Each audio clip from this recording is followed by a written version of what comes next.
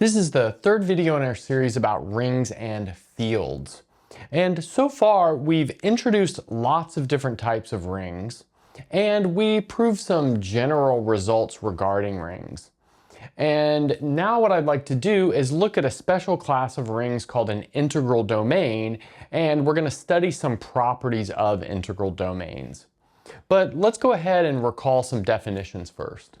So a commutative ring with one, and we'll call it D, is called an integral domain if for all A, B in D, where A is not 0, but A times B is 0, that will imply that B is 0. So in other words, there are no zero divisors. Now we explored zero divisors in a previous video, so I'm not going to go into this too much. And then we also proved a nice result that says that every finite integral domain is a field. So that means if we want to study non-field integral domains, they have to be infinite integral domains. And that brings us to our goal, which is we want to explore what kind of integer-like properties a non-field integral domain may or may not have. And I think that's going to be for this video as well as the next, and that's going to bleed into the next couple, I would say. Now, what are some of these integer-like properties that we would like to uncover? They're holding or not holding, and I would say the fundamental theorem of arithmetic is maybe the biggest one. And that says if we've got a natural number bigger than or equal to 2, we can find unique prime numbers, p1 less than p2, all the way up less than pk, and then positive numbers ri such that n is equal to p1 to the r1 times p2 to the r2 all the way up pk to the rk. So this is the unique prime factorization of any natural number. And this can be pretty easily extended to any integer just by putting like a plus minus 1 out front. All right, so I'd like to start with some examples of non-field integral domains before we look at some more internal structure. So of course the integers form a non-field integral domain. If the integers were not an integral domain, there would be some sort of issue here just based off the terminology we're using. Another important examples are these so-called quadratic extensions of the integers, and that's where we have z adjoin the square root of d.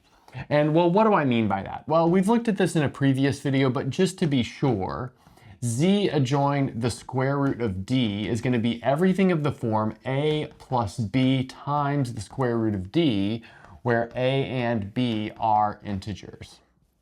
Okay, cool. So they're like linear combinations of the number 1 and then the square root of d. And I'd like to observe that everything of this form is immediately an integral domain because it's a subring of the field of real numbers. But of course, we know that the field of real numbers is itself an integral domain. So that makes this necessarily an integral domain. There will be no zero divisors.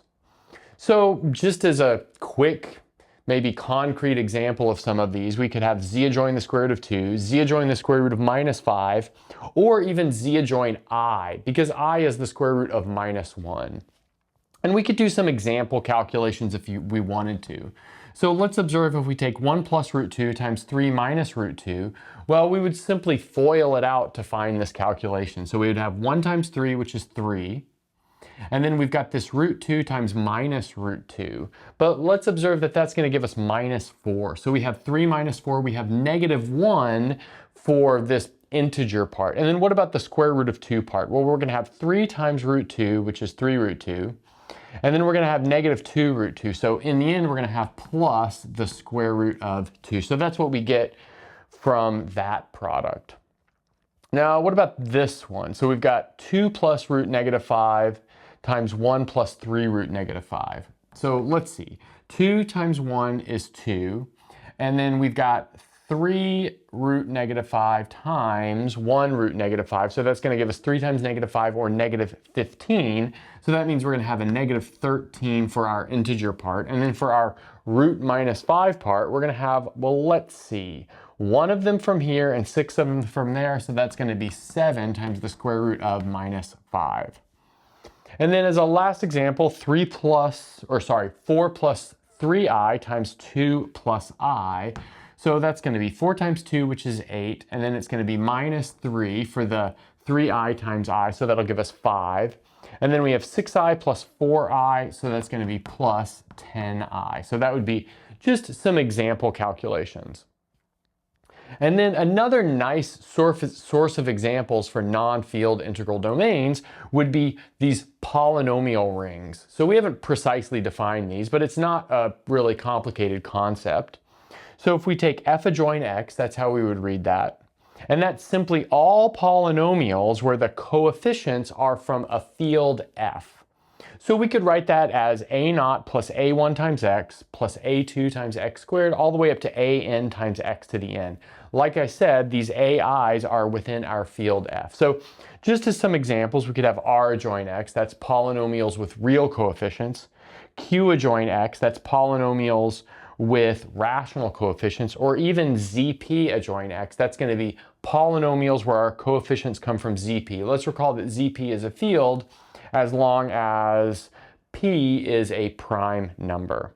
So I guess we could do some example calculations here as well.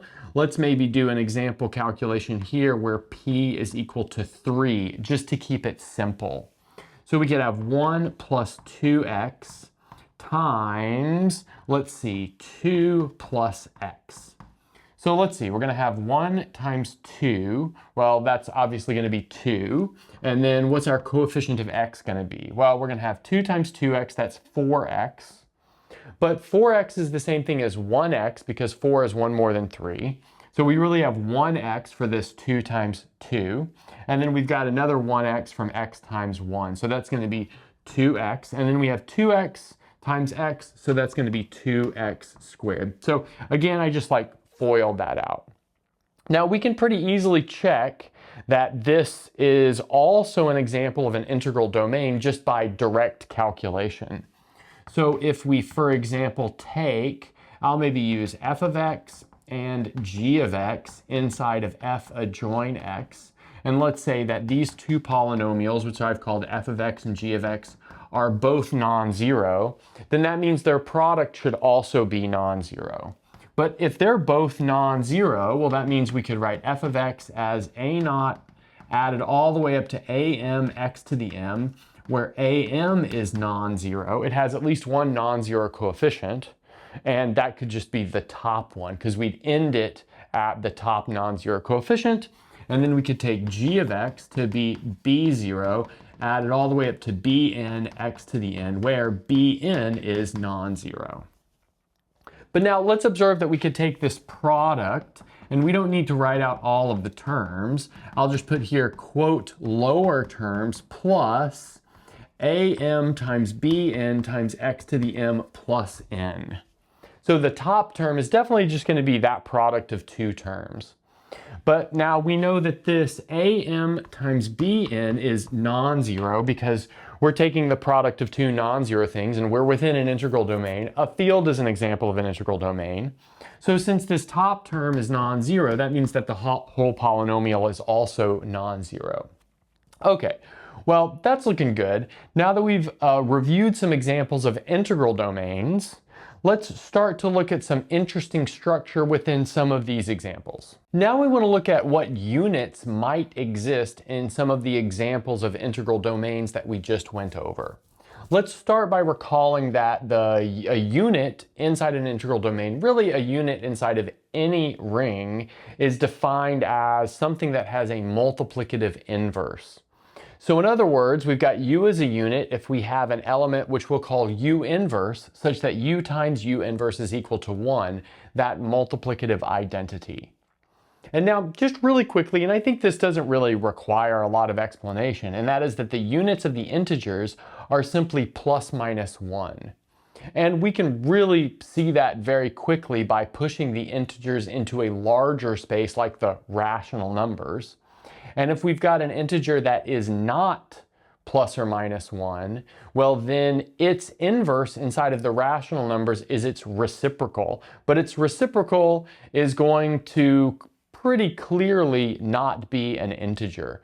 Because let's say you've got n, well its reciprocal is 1 over n, that's its inverse inside of q, but 1 over n is strictly between -1 and 0, not including 0, or 0 and 1, depending on the sign. But of course, there's no integers in that region. All right, so anyway, I guess we explained that a little bit more than we needed to.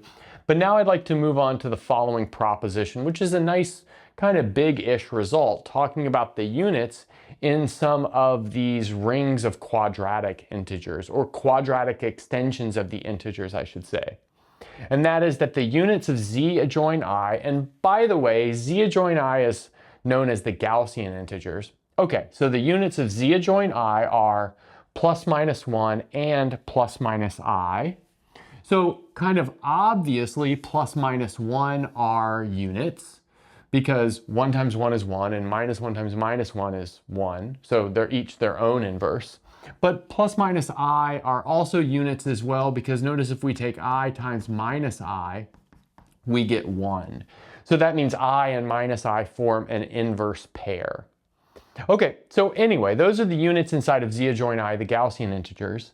And then if d is bigger than 1, the units of z adjoin minus d are simply plus minus 1. Or I should say z adjoin the square root of minus d are simply plus minus 1. So if we don't just have I here, but we've got a square root of another negative number, we lose those two units plus minus I. Okay. So let's see how this proof might go. And it's kind of inspired by something that you might have seen in a complex variables class, although that's definitely not required for what we're doing here. Okay, so let's define this function, which is called a norm. We're not going to call it a norm right now, but just by the way, this is called a norm. And what it does is it inputs things that are from z adjoin square root of minus d, and its output is non-negative integers. So that's everything that is bigger than or equal to 0 inside of the integers. And we're going to define it by the following. So n of a plus b times the square root of minus d will simply be a plus b times the square root of minus d times a minus b times the square root of minus d. So notice that this is simply the number times its complex conjugate, if you will. I think we reviewed complex conjugates a little bit earlier when we showed that the complex numbers formed a field. But we could rewrite this as a plus b root minus d, and then a plus b root minus d bar, where, like I said, that's the complex conjugate. But now if you were to just multiply this out, it's pretty easy to see that you get a squared plus b squared times d. So that's what you get there.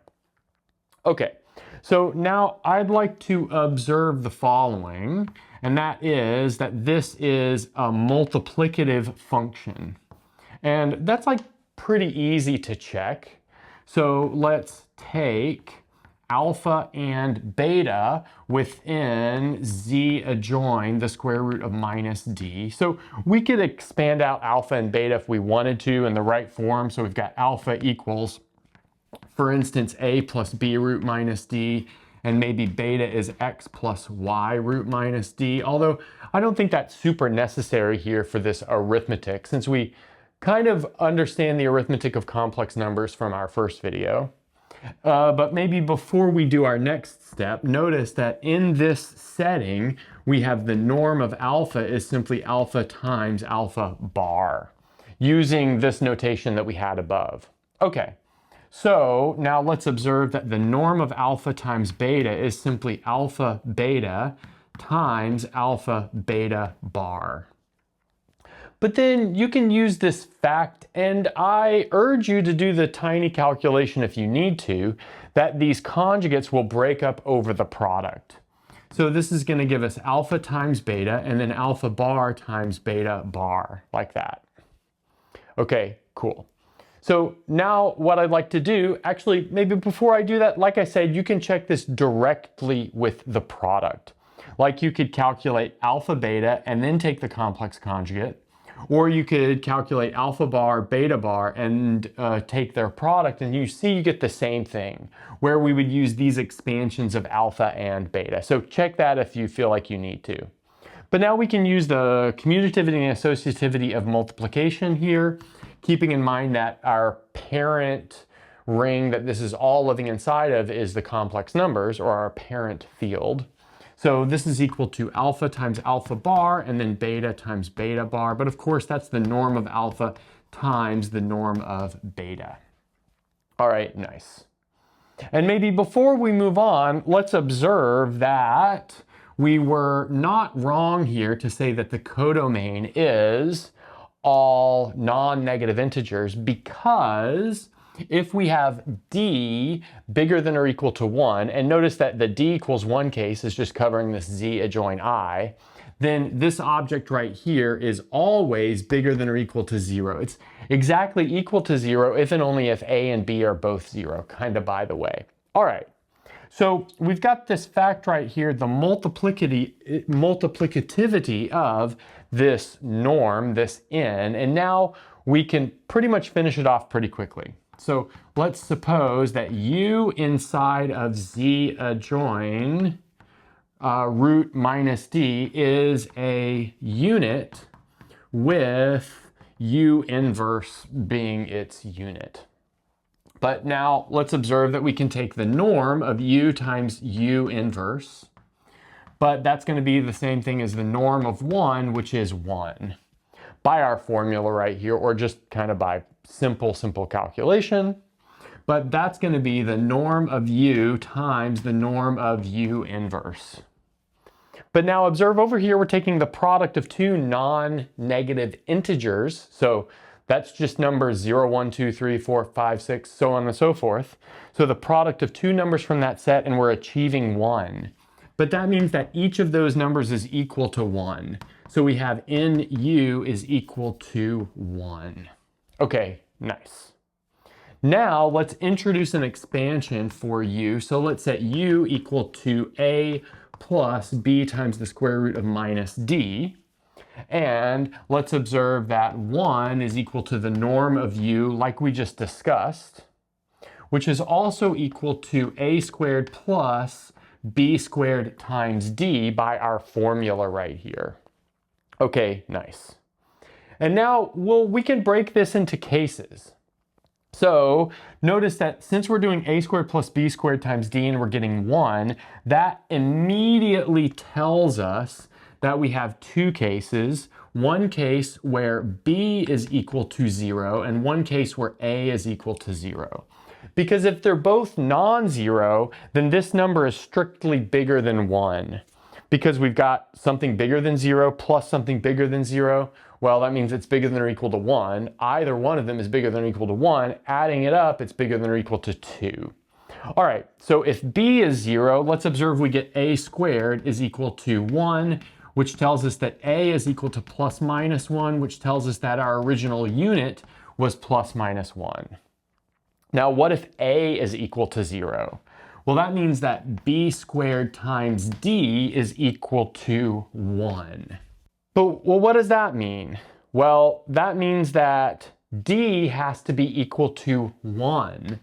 Now, why is that? Well, notice that the setting that we're using here, which I said out loud before, but that setting that's covering both of these is that d is bigger than or equal to 1. But if we've got this product of d with something else and we're getting 1, and b squared is definitely positive, that means d has to be equal to 1. But that means that b squared is equal to 1, which means b is plus minus 1. But that means that we have u equal plus minus I. So having a unit with this a equal to 0 required us to be inside of the Gaussian integers. Okay, so now putting all of this together, this proposition has been proved. Okay, so now let's move on to the next maybe version of this idea, which is where we adjoin a square root of a positive number. Now I'd like to look at units inside of z adjoin root d where d is bigger than 1, starting with an example calculation. So let's observe just by straightforward calculation that a plus b root 2, 1 plus root 2 times minus 1 plus root 2 is 1. So if you expand it all out, you'll see this calculation pretty easily.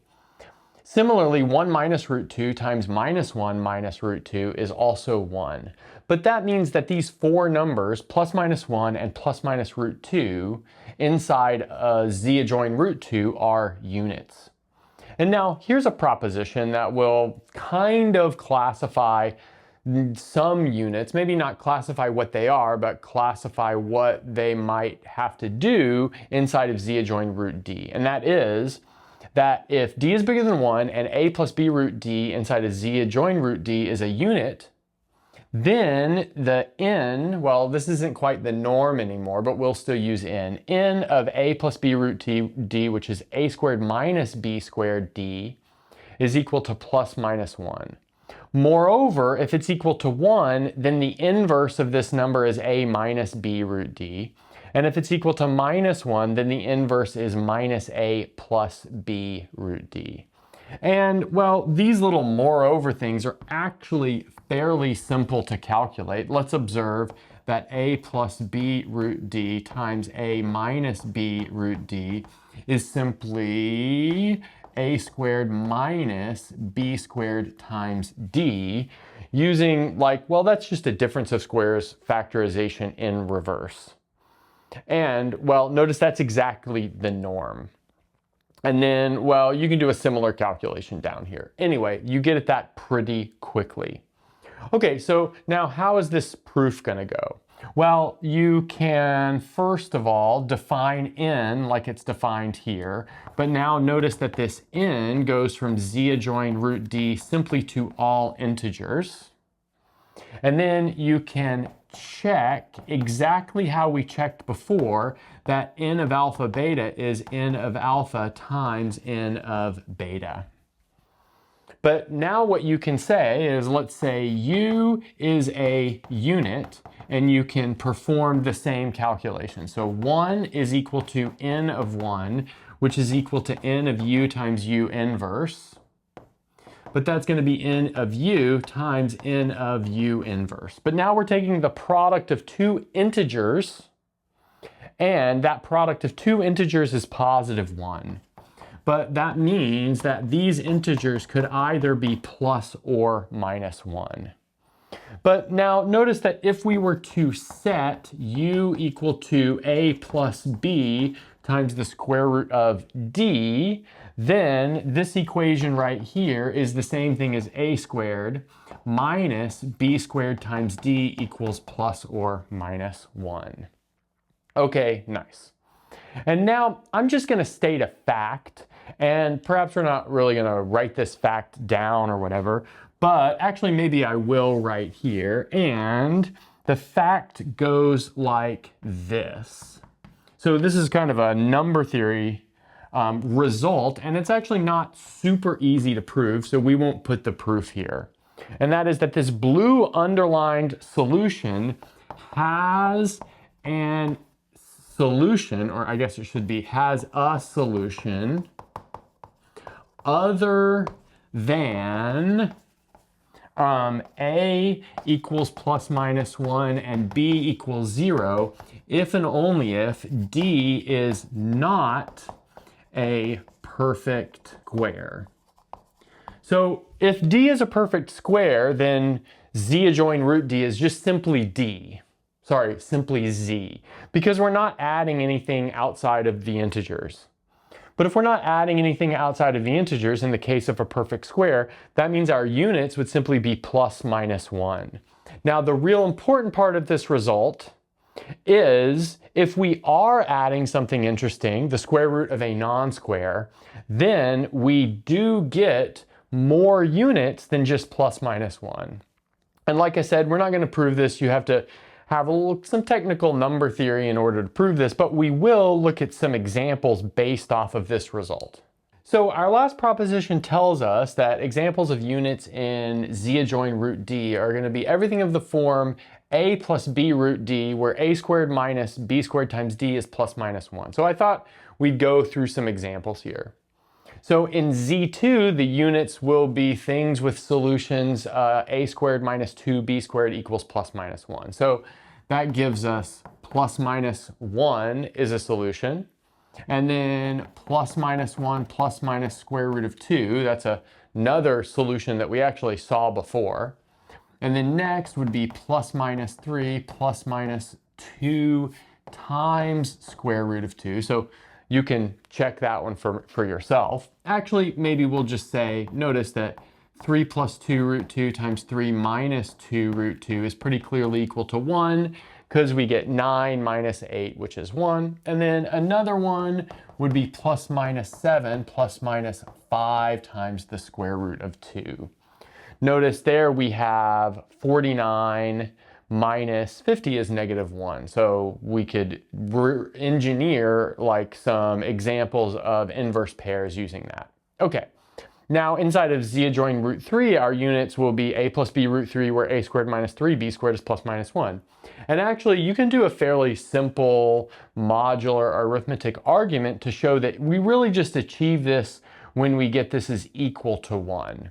Now some quick examples of this would be plus minus 1, and then we have plus minus 7 plus minus 4 times the square root of 3. That would be another example. And then another example would be plus minus 2 plus minus 3 times the square root of 3. Sorry, plus minus just the square root of 3 here. Then maybe we'll look at the precise example of this. So notice that 2 plus root 3 times 2 minus root 3 is going to be 1, because it's 4 minus 3. And then just as one sort of over-the-top example, z adjoin 18, square root of 18, will be everything of the form, after simplification, a plus 3 root 2, where a squared minus 18b squared is equal to plus minus 1. Some examples here would be plus minus 1, and then plus minus 17, plus minus 4 times the square root of 18. All right, good. So now I think we've covered all of the types of units that we really need to know about inside of z adjoin d, where d is really any integer, putting those two results together. Now I'd like to look at some units inside of our polynomial examples of integral domains. So let's look at units inside of polynomial integral domains just via one big proposition. And that says that if f is a field, then the units of f adjoin x are non-zero constant polynomials.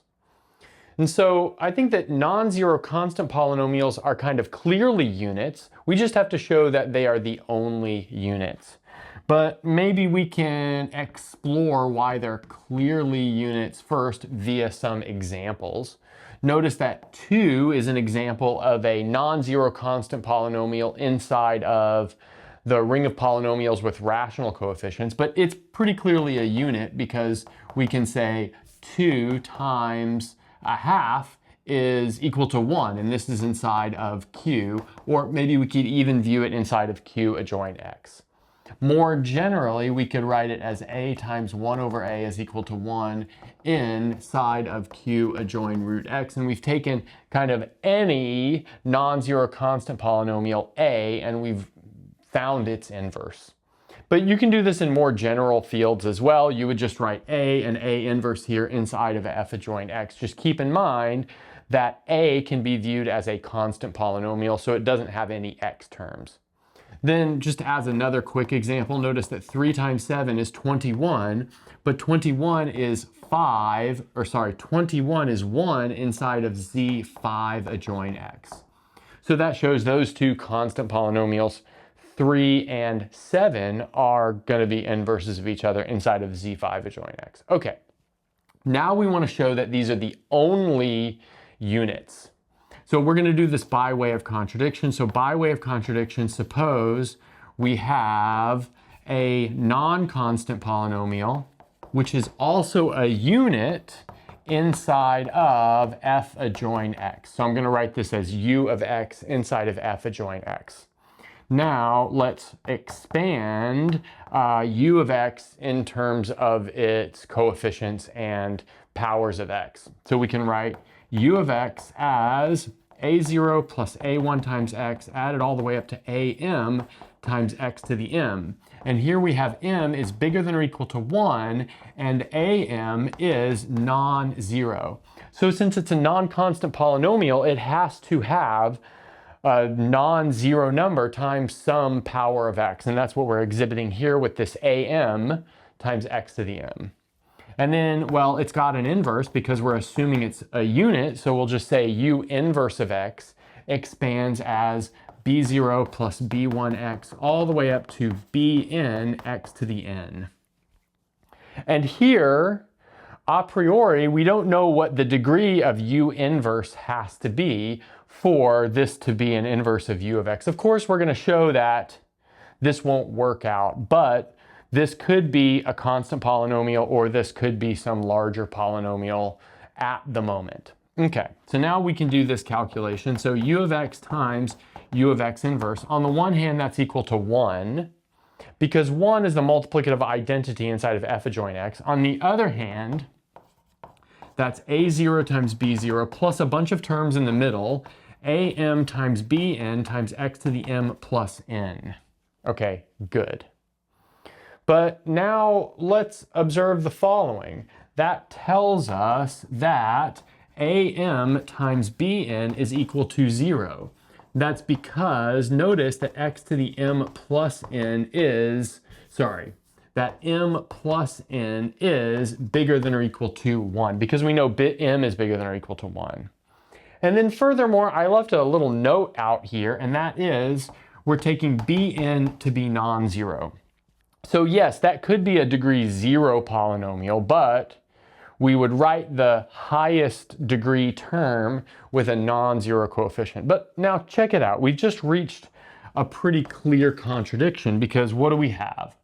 We have am, which is non-zero, and we have bn is non-zero, multiplying together to give us something that is 0, which is of course impossible, because am and bn are from a field, and a field is an integral domain. Okay, so anyway, in the end, we've proven this, that the units of polynomial rings, or maybe these polynomial rings with entries and fields, are just all of the non-constant, all of the non-zero constant polynomials. Okay, so now that we've explored the types of units that we would have inside of some integral domains, let's introduce the notion of an associate and look at some examples of those. So the notion we'd like to introduce right now is the notion of an associate.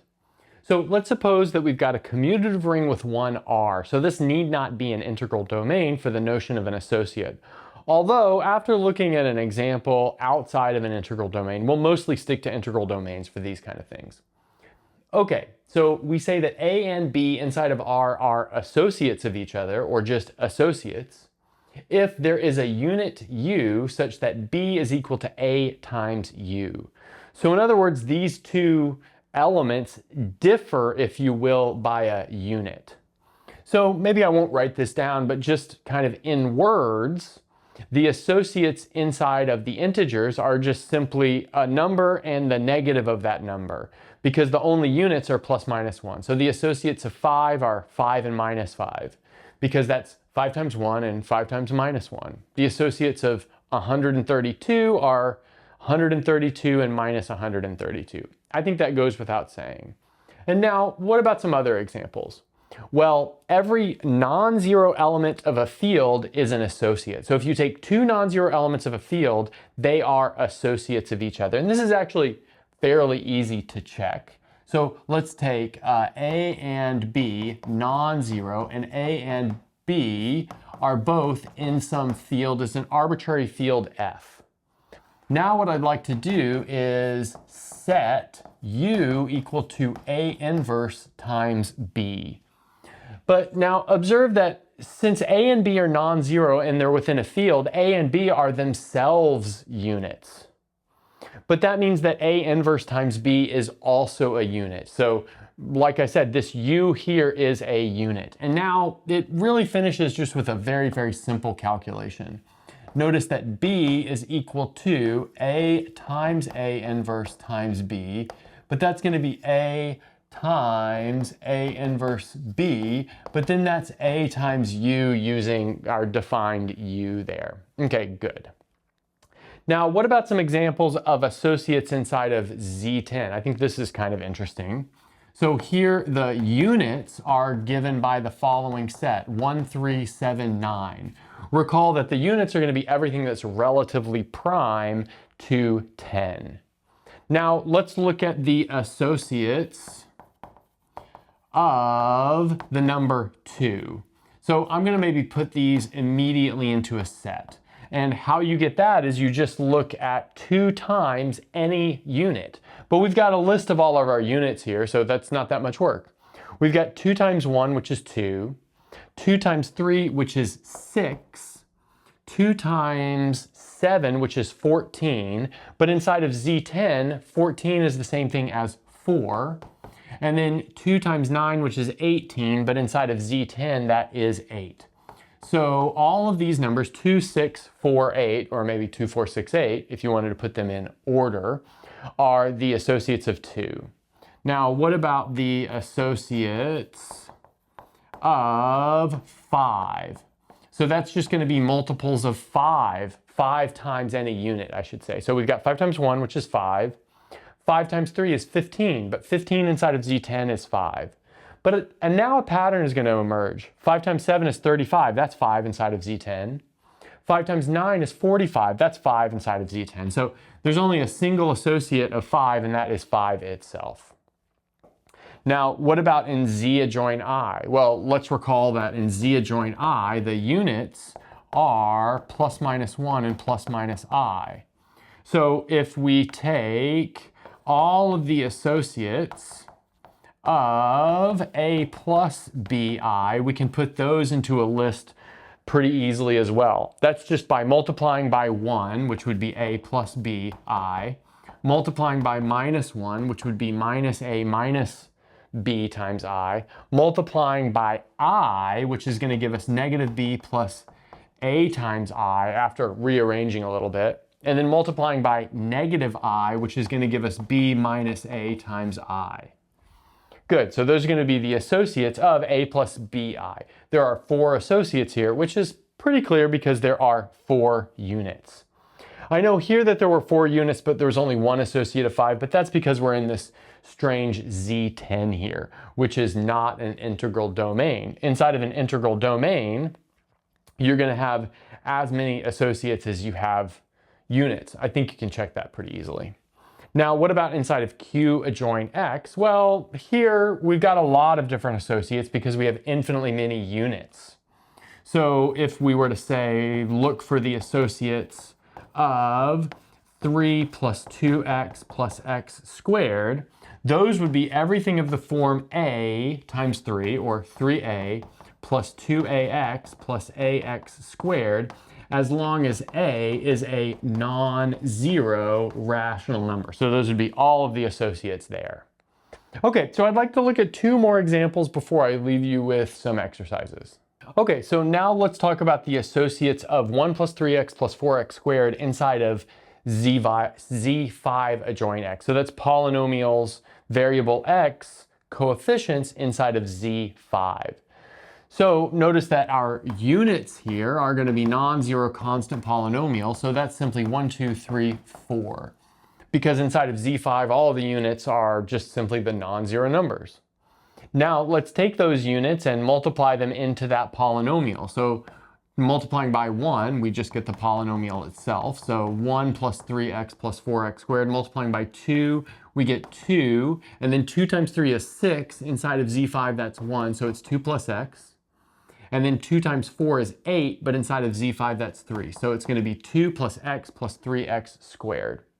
Then let's multiply by 3. So that's going to give us 3 plus 9x, but 9 inside of Z5 is 4, so that's going to be 4x.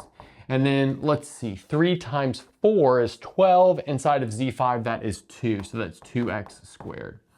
Then finally, let's multiply by 4, and you'll see pretty quickly that you get 4 plus 2x plus x squared. I'll let you figure that calculation out on your own if you need to.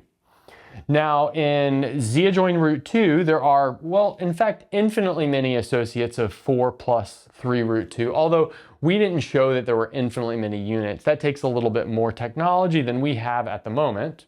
So we'll just show some units and then maybe sketch out what the form of the others would be. So notice that if we take 4 plus 3 root 2 and multiply it by any unit, we'll get an associate of what we started with. I think you might recall that 3 plus 2 root 2 was a unit. I think that's pretty easy to check. And if you were to multiply this out, you get 24 plus 17 times the square root of 2.